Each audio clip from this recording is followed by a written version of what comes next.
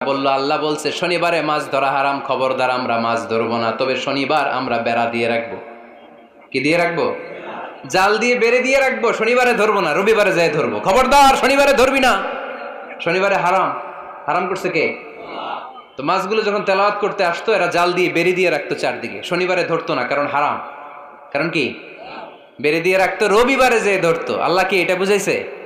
আল্লাহ বুঝাইছে শনিবারে যত মাছগুলো এসেছে এগুলো ধরা যাবে না, এগুলো যখন আবার সাগরের প্রবাহে ভেসে চলে যাবে তোমরা আবার নৌকা নিয়ে মাছ শিকার করতে পারবে। ঠিক কিনা? ওরা কৌশল করে রবিবারে শনিবারে আটকে রাখতো, এরকম বেরি দিয়ে জাল দিয়ে রবিবারে যেয়ে ধরতো। আল্লাহ বললেন আও নালা আলাহুম কামা লাআন্না আসহাবাস সাবত কুনু কিরাদাতান খাসিইন, আমার সাথে কৌশল করেছিস, তোদের উপর আমার লানাত, তোরা অভিশপ্ত বানর হয়ে যা। মুহূর্তে পুরো জাতিটাকে বানরে রূপান্তরিত করে দিল কে? আল্লাহ। এজন্য খবরদার, আল হিলাতু বিল হারামি হারাম, হারাম